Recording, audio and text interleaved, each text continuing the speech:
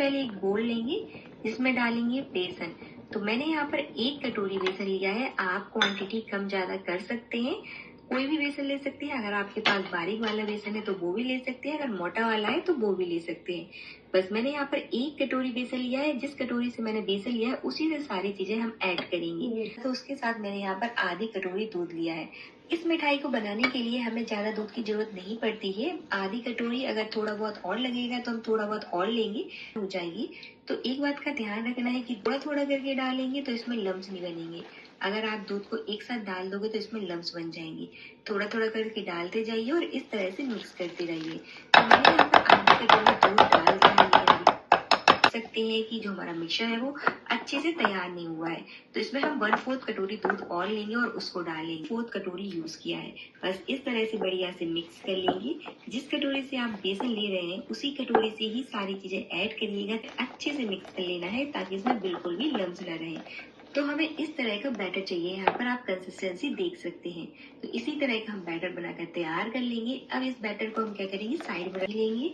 यहाँ पर मैंने 1 कटोरी चीनी ली है। आप अपने स्वाद अनुसार कम भी कर सकते, आधी कटोरी चीनी भी ले सकते हैं। मैंने यहाँ पर 1 कटोरी चीनी का यूज किया है। आप अगर कम चीनी खाना पसंद करते हैं तो आधी कटोरी चीनी का यूज कर सकते हैं। वैसे यहाँ पर 2 हरी इलायची लेंगे और इनके इस तरह से बीज निकाल लेंगे। तो हम छिलके के आप नहीं इस तरह से उसके बीज निकाल लेंगे। तो बस इससे बहुत ज्यादा अच्छा फ्लेवर आएगा। अगर आप नहीं खाना पसंद करते हैं तो इसको स्किप कर सकते हैं। और जो छिलके बचे हैं इनका हम चाय में यूज कर सकते हैं। आज की जो मिठाई है वो बिना चाशनी के बनकर तैयार होने वाली है, तो हमें चीनी को ग्राइंड करना पड़ेगा। तो बस इस तरह से बढ़िया से पाउडर फॉर्म में तैयार कर लीजिए। या ट्रे, उसको सबसे पहले घी से अच्छे से ग्रीस करेंगे। घी या ऑयल से अच्छे से ग्रीस कर लीजिए, तभी जाके जो हमारी मिठाई है वो इजीली निकल पाएगी। तो मैंने यहाँ पर बढ़िया से उसको घी से ग्रीस कर लिया है। अब एक बटर पेपर लिया है, उस बादाम और पिस्ता लिए हैं।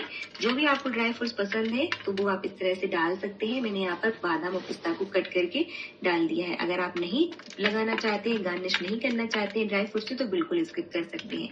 बस इस तरह से हमें बढ़िया से थाली को पहले से ही सेट करके रख लेना है। अब जो हमने बैटर बनाकर तैयार किया था, देखिए बिल्कुल परफेक्ट सेट है। अब हम लेंगे कढ़ाई। इसमें वैसे क्या होता है कि जब हम मिठाई बनाकर तैयार करते हैं तो जितना हमने बेसन लिया है उतना ही हमें घी लेना होता है, लेकिन आज की जो मिठाई है वो हम बहुत कम घी में बनाकर तैयार करने वाले हैं। तो यहाँ पर आधी कटोरी मैंने घी लिया है। अभी मैंने गैस चालू नहीं किया है। अब जो हमने बैटर बनाकर तैयार किया था दूध और बेसन वाला, उसको डाल देंगे। तो गैस अभी हमें चालू नहीं करना है। सबसे पहले घी और बेसन को अच्छे से मिक्स करेंगे। तो सबसे पहले तो हम इसमें बैटर को ट्रांसफर करेंगे और जो भी आप फूड कलर डालना चाहे वो डाल सकते हैं। सबसे पहले इस तरह से बढ़िया से अच्छे से मिक्स करेंगे। घी और बेसन को अच्छे से मिक्स करेंगे, उसके बाद हम गैस चालू करेंगे। इस मिठाई को बनाने के लिए आप घी की जगह ऑयल का भी यूज कर सकते हैं, अगर आपके पास घी की सुविधा नहीं है। तो बस इस तरह से देखिए मिक्स हो जाएगा जब मिक्सचर, तो अब हम इस स्टेज पर गैस बंद कर देंगे और मीडियम टू लो फ्लेम पर हमें इसको बढ़िया से पकाते रहना है। लेकिन एक बात का ध्यान रखना है कि कोई भी मोटी तले की कढ़ाई लीजिएगा, नॉन स्टिक कढ़ाई लीजिएगा, क्योंकि इस तरह से तले में चिपकेगा। इसलिए इसको इस तरह से बढ़िया से चलाते रहिएगा ताकि वो तले में अच्छे से। ऐड करेंगे 1/4 कटोरी सूजी। तो जिस कटोरी से मैंने दूध और बेसन लिया था उसी कटोरी से मैंने यहाँ पर 1/4 कटोरी जो है सूजी ली है। थोड़ा करके डालेंगे, एक साथ नहीं डालेंगे क्योंकि इसमें लम्स बन जाएंगे। तो इस तरह से थोड़ा थोड़ा करके ही डालिएगा। ज्यादा सूजी का यूज नहीं करना है, थोड़ी सी ही सूजी लेंगे। बस इस तरह से थोड़ा थोड़ा करके ही डालेंगे।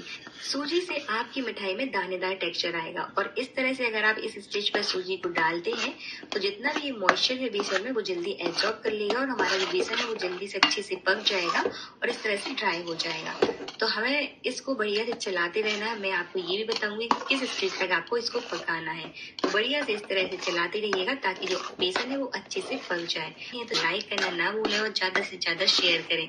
और मुझे कमेंट सेक्शन में जरूर बताना कि आप ये वीडियो कहाँ से देख रहे हैं, ताकि मुझे पता चले कि मेरी वीडियो कहाँ कहाँ तक पहुँच रही है। अपना फीडबैक जरूर दीजिएगा। अच्छी लगी हो तो भी बताइएगा और बुरी लगी हो तो भी बताइएगा। तो बस देखिए इस तरह से हमें उसको पकाते रहना है। अभी जो हमारा बेसन है वो अच्छे से नहीं पका है, इसको हमें बिल्कुल ड्राई करना है। तो इस तरह से जैसे जैसे आप पकाते जाओगे ना तो वो ड्राई होता जाएगा। एक बात का ध्यान रखना है कि अभी हमने जो चीनी का पाउडर बनाकर तैयार किया था वो ऐड नहीं किया है। अभी हम चीनी को ऐड नहीं करेंगे। सबसे पहले तो इसको अच्छे से पकाएंगे, तभी तो जाके हमारी बर्फी बिल्कुल परफेक्ट बनकर तैयार होगी।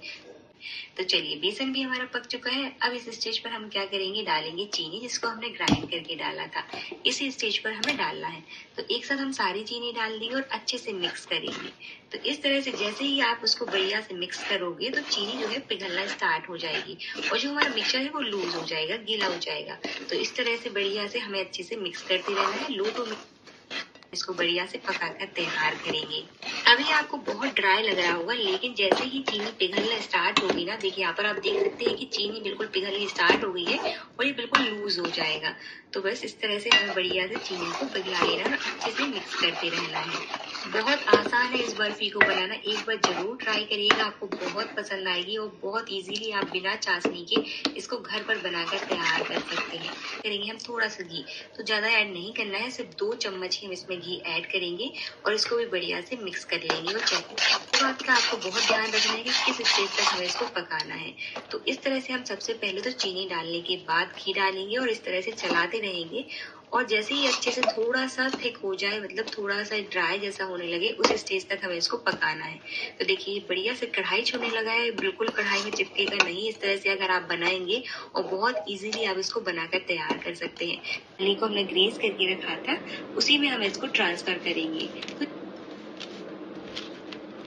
तो बढ़िया से तुरंत ही ट्रांसफर कर देना है और में अच्छे से पूरी थाली में स्प्रेड कर देना है। आप इसको किसी भी ट्रे में, केक टिन में इसको सेट कर सकते हैं। तो पेपर भी लगाया है, अगर आपके पास नहीं है तो बिल्कुल ऑप्शन है कि इजीली निकल जाएगी। बस इस तरह से हम स्प्रेड करके इसको ठंडा होने के लिए छोड़ देंगे। ठंडा होने के बाद ही हम इसको कट करेंगे। बढ़िया से ठंडी हो जाएगी और इसको डीमोल्ड कर लेंगे इस तरह से।